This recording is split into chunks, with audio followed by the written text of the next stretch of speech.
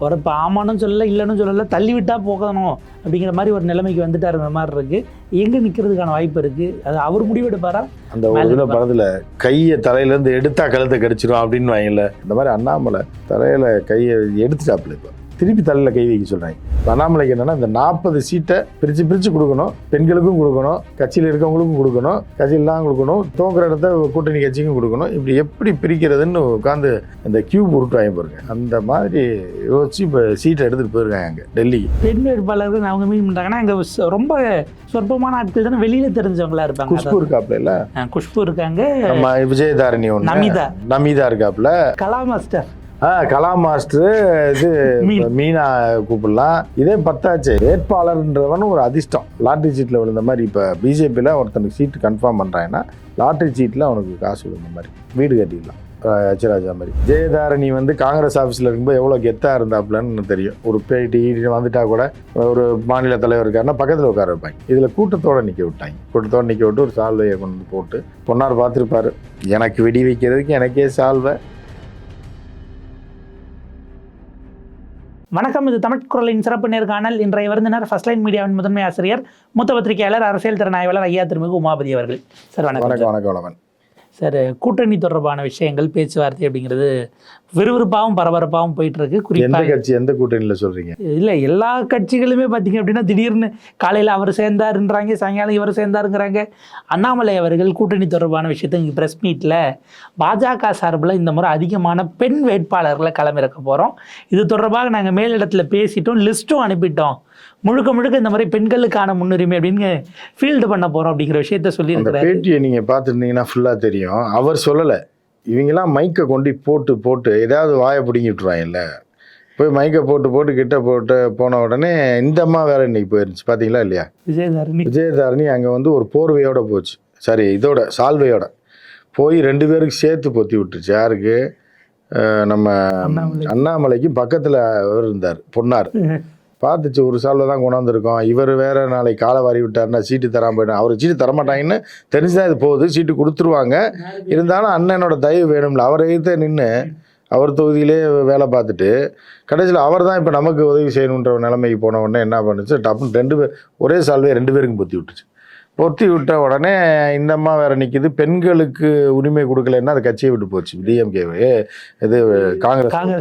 அப்போ இங்கே வந்து ஏதாவது சொல்லணுமேனு இவங்க வாயை கிண்ணோடனே பெண்கள், நிறையா பெண்கள் வந்துருந்தாங்க. இப்போ இன்னைக்கு ஒரு லேடிச்சு 2 பேர் சேர்ந்தாங்க.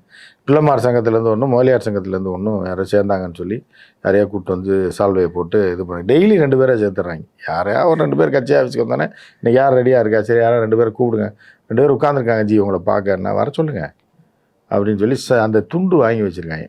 இது இந்த அங்கவஸ்திரம் துண்டு சால்வை மாதிரி போடுறதுக்கு போடுறாங்க. இப்போ எவனாவது குளிக்கிறதுக்கு துண்டு இல்லை, காசு இல்லை, வாங்க போனால் நேராக பிஜேபி ஆஃபீஸ் போனான்னா அவனை கட்சியில் சேர்த்து ஒரு துண்டை போட்டாங்கன்னா ஒரு 6 மாதத்துக்கு அந்த துண்டு வரும், நல்ல டவல். அதை வச்சுருக்காங்க ஆயிரக்கணக்கில். வரவங்க போகிறவங்க பார்க்க வரவங்க கெஸ்ட்டு யாராவது வந்தாங்கன்னா வாங்க ஒரு அட்டையை கொடுத்துருங்க, அவர் பேர் என்னன்னு கேளுங்கன்னு ஒரு அட்டை ரெடி ஆயிடுது. டக்குன்னு அவுட்புட் எடுத்துறாங்க. இந்த லேமினேஷன்லாம் பார்த்தீங்கன்னா 5 இப்போ தான் மிஷின் வந்துச்சுல, டக்குன்னு போட்டு எடுத்து வச்சுக்கிறது. டப்புன்னு அவரை கூப்பிட்டான்னு ஒய்ஃப் வந்துருக்காங்க, அவங்களையும் கூப்பிடுங்க மகளிர் அணியில் சேர்த்துருவோம் அப்படின்னா ஆளுக்கு ஒரு கார்டை போட்டு கையில் கொடுத்து இவங்க முதலியார் அணி, இவங்க வந்து பிள்ளைமார் அணி அப்படின்னு சொல்லி இன்றைக்கி காலையில் 2 பேரை சேர்த்தாங்க. இன்னொரு லேடி சாந்தின்னு ஒரு லேடி வந்து சேர்ந்தாங்க. அந்த லேடியை சேர்த்து அதுக்கு ஒரு சால்வையை போட்டு விட்டாங்க. இவங்கெல்லாம் எங்கேருந்து வராங்க, எப்படி வராங்க, என்ன கொள்கையில் வர்றாங்க, எதை தெரிந்து வராங்க அப்படின்றலாம் இல்லை. சேர்த்ததுக்கப்புறம் அண்ணாமலை வந்து அண்ணா நான் சொல்கிறது மட்டும்தானே நீங்கள் கேட்கணும், இப்போ நான் பேட்டிக்கு நான் சொல்லலை, நான் வந்து சில விஷயத்தை நாங்கள் சொல்கிறோம், நம்ம டெல்லி போயிட்டு வந்து நான் இதை பேசுகிறேன் போது ஒரு நிருபர் தெரியாதனமாக கேட்டுவிட்டார், பெண்களுக்கு உரிமை தருவீங்களா தரமானே? இல்லை, இந்த டைம் பெண்களுக்கு தருவோம், பெண்கள் நிறைய பெண்களை நாங்கள் வந்து இது பண்ண போகிறோம், இறக்கி விட போகிறோம், என்ன பண்ண போகிறாங்கன்னு தெரில, களத்தில் இறக்க போகிறோம் அப்படின்னு சொல்லியிருக்காரு. அதனால் நம்ம இவங்களும் வந்து சரி நமக்கு சீட்டு உறுதி, ஒவ்வொரு நிமிஷம் பக்குன்னு இருக்கும். விஜயதாரணி வந்து காங்கிரஸ் ஆஃபீஸில் இருக்கும்போது எவ்வளோ கெத்தாக இருந்தாப்புலன்னு தெரியும். முன்னாடி கூட்டு வந்து உட்கார வைப்பாங்க, ஒரு பேட்டி வந்துட்டா கூட ஒரு மாநில தலைவர் இருக்காருன்னா பக்கத்தில் உட்கார வைப்பாங்க. இதில் கூட்டத்தோடு நிற்க விட்டாங்க. கூட்டத்தோடு நிற்க விட்டு ஒரு சால்வையை கொண்டு வந்து போட்டு பொன்னார் பார்த்துருப்பாரு, எனக்கு வெடி வைக்கிறதுக்கு எனக்கே சால்வை, அதுவும் அண்ணாமலையோட சேர்த்து. நல்ல வேலை இழுத்து 2 சால்வையை போட்டு கட்டி விடாமல் போச்சு. அண்ணாமலை பொன்னாரையும் சேர்த்து ஒரு கட்டை போட்டு விட்டோம். அந்த மாதிரி ஒரு சால்வையை போட்டு போயிட்டாப்புல. ஸோ பெண்களுக்கான இடம் சொல்லியிருக்காங்க, அதிகமாக தருவோம்னு சொல்லியிருக்காப்புல. நடக்கலாம். ஏன்னா அது முடிச்சு அண்ணாமலை போன பிறகு அந்த கட்சியில் சேர்ந்தவங்க இருக்காங்கல்ல, அவங்களும் பேட்டி கொடுக்குறாங்க, பின்னாடி விஜயதாரணி அப்படியே நின்றுட்டு இருக்காங்க. அந்த பாரத மாதா சிலைக்கிட்டே செட்ரா பட்டி மாதிரி நின்று. இல்லை, பாரத மாதான்றது வந்து உங்களுக்கு அங்கே பர்மனெண்ட்டாக இருக்கிறது. இவங்க வந்து தமிழ் மாதா, அந்த மாதிரி தமிழ் பாரதம், பாரத தமிழ் மாதா, அது பாரத மாதா, பாரத தமிழ் மாதான்னு சொல்லிட்டு கொண்டு போய் நிற்க வச்சுருப்பாங்க. வேறு வழி, புது கட்சி புது இடம்னா உங்களுக்கு சிலதெல்லாம் புரியாது. ஸோ நீங்கள் வந்து காலேஜிலலாம் ஃபஸ்ட் டைம் போய் ஜாயின் பண்ணுறாங்க பாருங்க, ஃபஸ்ட் இயர். அவன் பார்த்தா வாட்ச்மேனுக்குலாம் சல்யூட் அடிச்சுட்டு இருப்பான். அவன் லேப் அசிஸ்டண்ட்டுக்கெலாம் சார் வணக்கம் சார், ஏன்னா அவனை எவன் லேப் அசிஸ்டண்ட்டு எவன் வாட்ச்மேனு என்ன தெரியாது. அப்புறம் ஒரு வாரம் ஆனவனே இவனுக்காடா சல்யூட் அடித்தா இவன் நம்ம கையை கறிக்கின்ற மாதிரி அவனை நினச்சிருப்பாங்க. அதுக்கப்புறம் ஃப்ரெண்ட் ஆயிடுவாங்க, அப்படியே அந்த வாழ்க்கை வேறு மாதிரி போகும். அந்த மாதிரி விஜயதாரத்துக்கு அந்த ஆஃபீஸ் பழகணும்ல கொஞ்ச நாளைக்கு, ஒரு பயம் இருக்கும்ல உள்ளுக்குள்ளே. ஏன்னா பல சம்பவங்கள் நடந்த ஆஃபீஸ் அது, புரியுதா உங்களுக்கு? பல சம்பவங்களை கடந்த காலத்தில் பார்த்த ஒரு வரலாற்று சிறப்புமிக்க ஒரு அலுவலகம். ஸோ அதனால் கொஞ்சம் கேர்ஃபுல்லாக இருக்கணும், பார்க்கணும், எல்லாமே பார்த்து தான் போக வேண்டியது இருக்கும். இதில் என்ன அப்படின்னா, பெண் வேட்பாளர்கள் அறிவிப்போம் அப்படிங்கிறத தாண்டி இப்போ ஏற்கனவே வானதி போன்றவர்கள் எல்லாம் பதவியில் இருக்கிறவங்களையும் கூட அறிவிக்க வாய்ப்பு இருக்கு. ஏன்னா சிவராஜ் சிங் சௌஹானை எம்பி அதுக்கும் அறிவிச்சிருக்காங்க. அது முதலமைச்சரை பிடுங்கிட்டு எம்பி கொடுப்பாங்க, எம்எல்ஏ பிடுங்கிட்டு எப்படி எம்பி கொடுப்பாங்க? ஒரு அம்மா எம்எல்ஏ பதவியை ரிசைன் பண்ணிட்டு எல்லாம் வேற கட்சியிலேருந்து வந்திருக்குல்ல. இல்லை, அந்த அவங்க வெளியிலேருந்து வந்தால் கொடுப்பாங்க. உள்ளுக்குள்ளே இருக்கிற வானதி பாட்டுக்கு எம்எல்ஏயும் போச்சுன்னா என்ன பண்ணுறது? கமலஹாசனை வேறு ஜெயிச்சிருக்காப்புல, எம்பிலாம் தரமாட்டாங்க. ஒரு அப்படி இருக்கிறது அப்படியே இருக்கட்டும்னு விட்டுருவாங்க. இல்லை, இப்போ பெண் வேட்பாளர்கள் அவங்க மீன் பண்ணுறாங்கன்னா அங்கே ரொம்ப சொற்பமான ஆட்கள் தானே வெளியில் தெரிஞ்சவங்களா இருப்பாங்க. குஷ்பு இருக்காப்புல, இல்லை குஷ்பு இருக்காங்க, நம்ம விஜயதாரணி ஒன்று, நமிதா இருக்காப்புல. அதுக்கப்புறம் இங்கே வந்துட்டாங்க. ஆமாம், கௌதமி கொடுக்கலான்னு பார்த்தாங்க, இந்த பக்கம் வந்துட்டு அந்த அம்மா அங்கே போயிடுச்சு.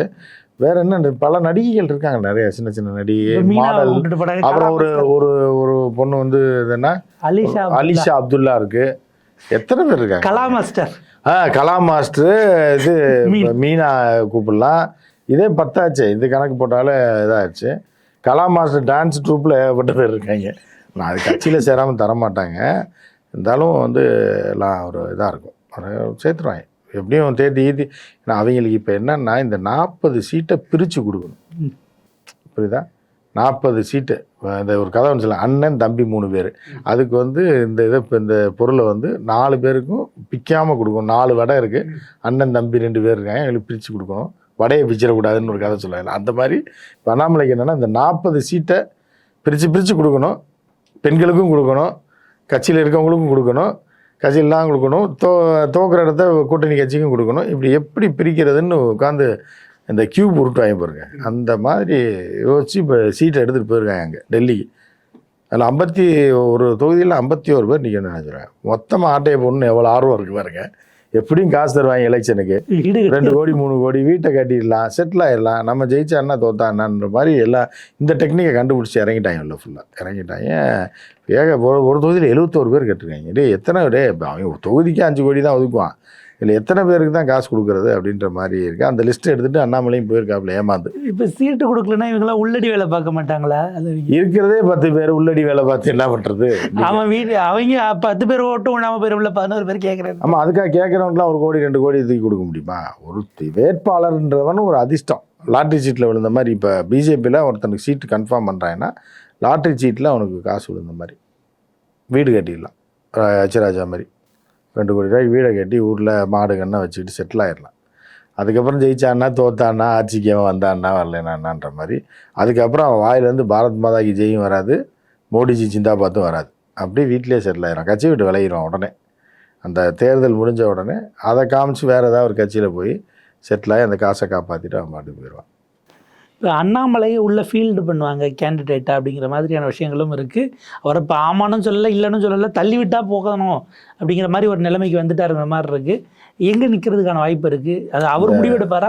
அந்த ஒரு இதில் படத்தில் கையை தலையிலேருந்து எடுத்தா கழுத்தை கடிச்சிடும் அப்படின்னு வாங்கல, ஒவ்வொருத்தனையும் மாற்றி வைக்க விட்டு எவனா ஒருத்தனா வடிவெடுப்பாடா தப்பிச்சிட்டோம்டா அவன் கையிலேருந்து எடுத்தோன்ற மாதிரி. அந்த மாதிரி அண்ணாமலை தலையில் கையை எடுத்துட்டாப்புல, இப்போ திருப்பி தலையில் கை வைக்க சொல்கிறாங்க.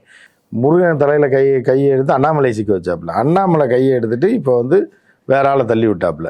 தள்ளி விட்டால் இப்போ வந்து திருப்பி அண்ணாமலையை வந்து தலையில் கை வைக்க சொல்கிறாங்க, இல்லைன்னா கழுத்தை கடிச்சிருவேன்ற ரேஞ்சுக்கு இருக்குது. போய் பேச்சிடாப்புல அங்கே போய் பல வடையை சுட்டு பெண்களுக்கு கொடுக்கலாம், குஷ்புக்கு கொடுக்கலாம், குஷ்பு மேடத்தை நிறுத்துங்க, உங்களை நிறுத்துங்க, அலிசா அப்துல்லாவை நிறுத்துங்க, பயங்கரமாக 2 லட்சம் ஓட்டு வாங்கிடும்.